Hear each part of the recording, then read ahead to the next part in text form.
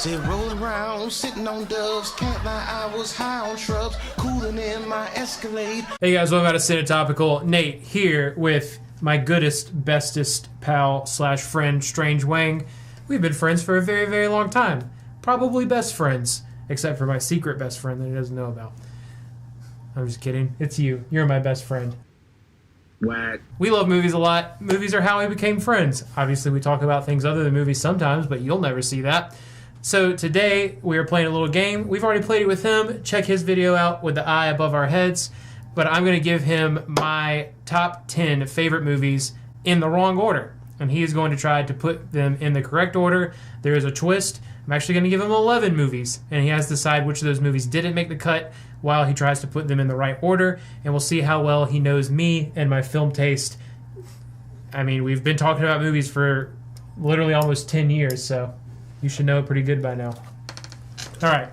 So the 11 movies that I'm giving him are La La Land, Pulp Fiction, Jurassic Park, The Empire Strikes Back, Dumb and Dumber, The Princess Bride, Casablanca, New Hope, Big Fish, Singing in the Rain, and The Last Crusade. So we'll be back in a second. He's trying to prematurely cut the video, but we're going to give him some time to put it in order, and he's going to go through it and explain why he thinks that I put them in the order that he thinks I put them in and see if he's right.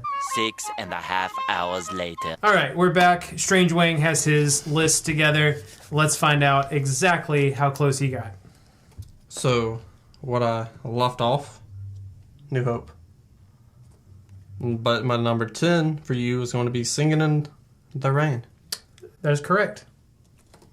Number 9, this one might be the one you left off. Mm-hmm. But I know it's a family movie for you. Your one friend that you're close to is your guys' is probably like favorite movie together, you know? Mm-hmm. Dumb and Dumber, number 9. That is correct. 2 for 2. I am not impressed. Number 8. This is where I think this is where I think it goes wrong from here. Okay. Number 8, Last Crusade is your favorite Indiana Jones movie. You love Spielberg, you love Harrison Ford, Indiana Jones, but this might be the one that's left off. It is not the one that's left off, and it's not my number 8. Okay. Number 7, you quote this movie all the time. You grew up with this movie. It's a movie you and your family love. It's a movie you and I love together too.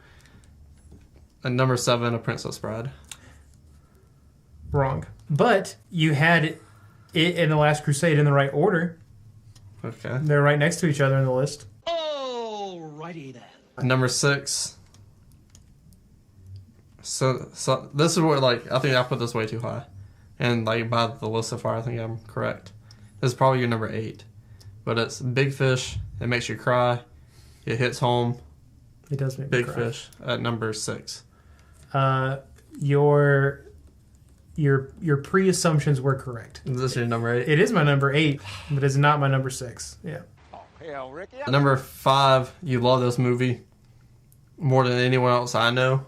I know people have this like same love for it, but you're the only person I met in real life who loves it as much, like that much. Mm-hmm. Jurassic Park, number 5. That's right. Ooh, that's a bingo. You got it right. So we're tied right now, 3 and 3. I'm doing better than I thought. Number 4. It hurt me to put it this high because I just don't understand anything about this franchise. Mm-hmm. Empire Strikes Back, number 4. A Star Wars movie is my number 4. Fuck!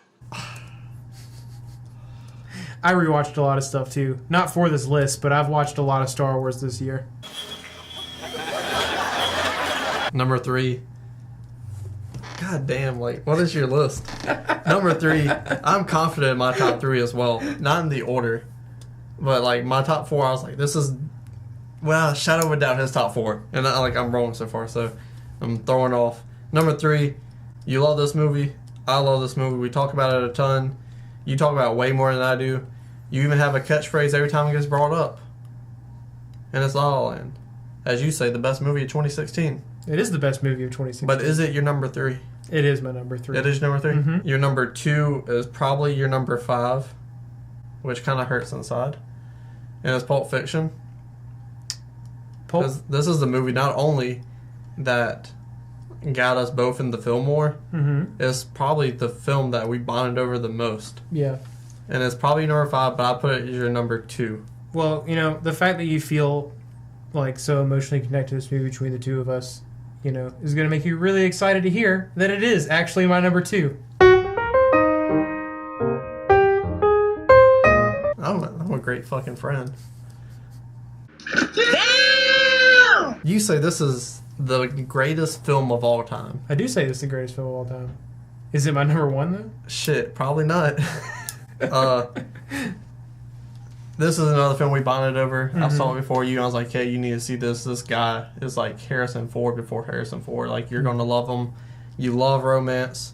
And it's Casablanca at number 1, which I'm assuming is not your number 1. Casablanca, objectively speaking, I do think that I can argue it as the best movie of all time. I think I can argue it as the most romantic movie of all time. Rick has easily become, I'd have to think about it, but probably in my top 3 favorite movie characters, which is why it is, in fact, my number 1. It is your number 1. It is my number 1. 6 I got correct. That boy good! On your list. So, I'm very happy. We were talking about before, breaking some kayfabe here. I was going to get all of them wrong. That's what we both thought. But that's his... I feel like my top 3 is pretty predictable. So, Let's hear your top 10 All right. favorite movies of all So time. number 1, you got right. It was Casablanca for all the reasons I said.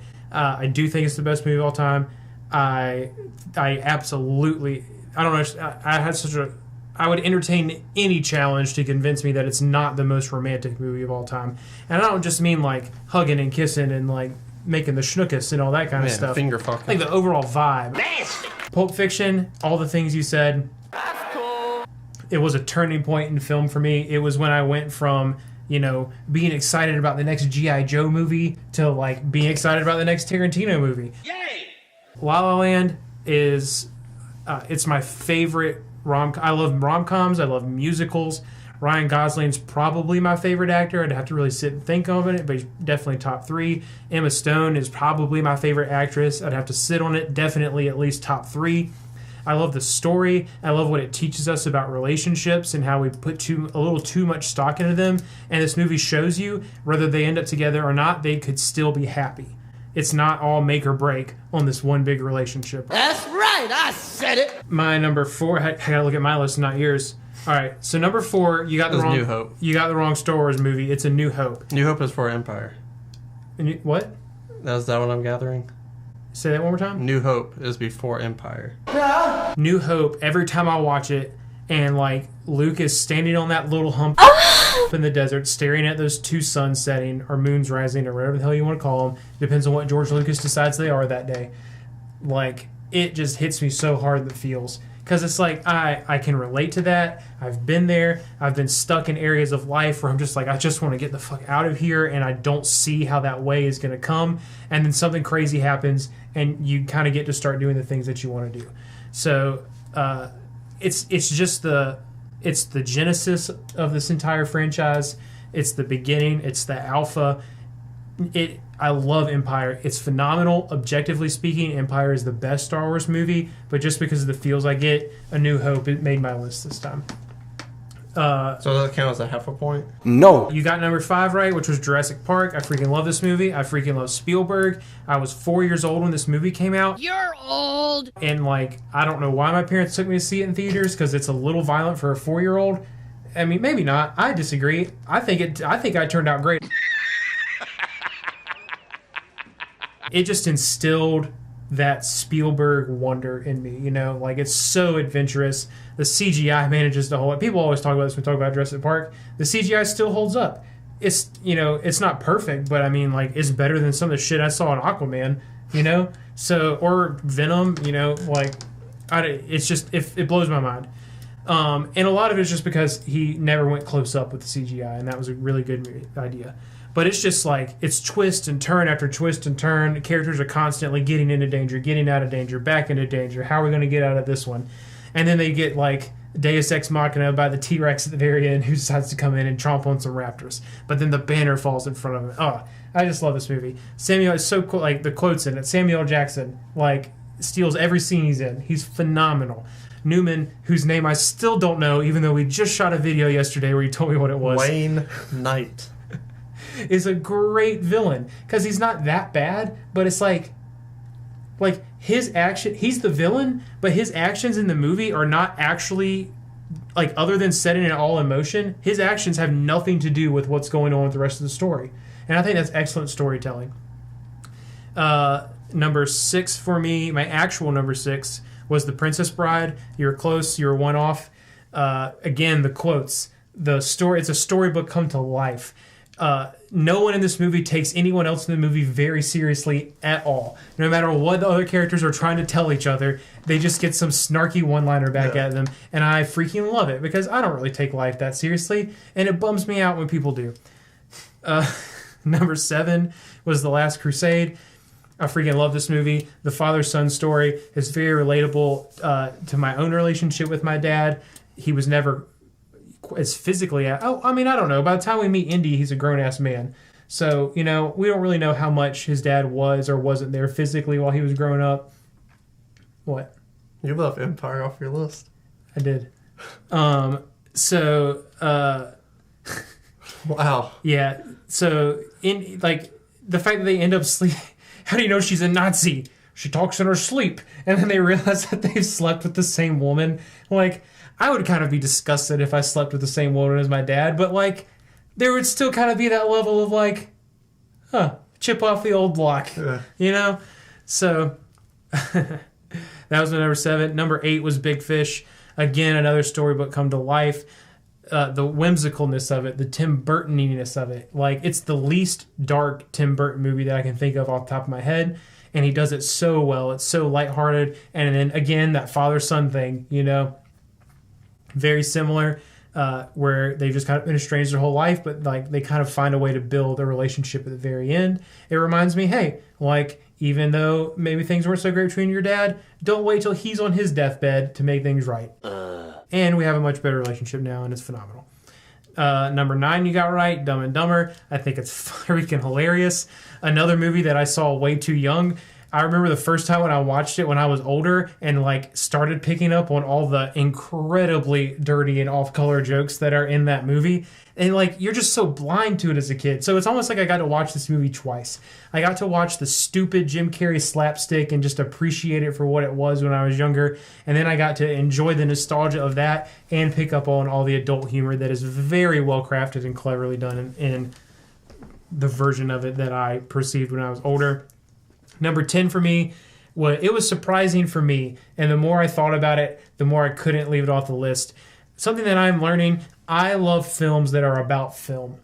It just works for me. La La Land is set in Hollywood, I freaking love that aspect of it. I don't know, it just makes me happy. Singing in the Rain, everyone... all you ever hear about this movie is that one famous Gene Kelly sing and dance number. They talk about it. It gets referenced in a movie on your list, A Clockwork Orange. But, nobody ever talks about what this movie is actually about. And this movie is about silent film stars struggling to transfer into talking film. And it's hilarious. It's so well done. I love musicals anyway, but to me, you could take the singing and dancing out of this movie and it would still be phenomenal. And that's all I got to say about that. This has been Cinetopical. Thanks for watching How Great Friends We Are. We hope you love movies as much as we do. And if you do love movies as much as we do, you should comment, and subscribe to our channel. It would mean so much to us, especially if you actually watched all 18 minutes and 20 seconds of this video to get this far, which if you did, we're so proud of you. Okay, bye.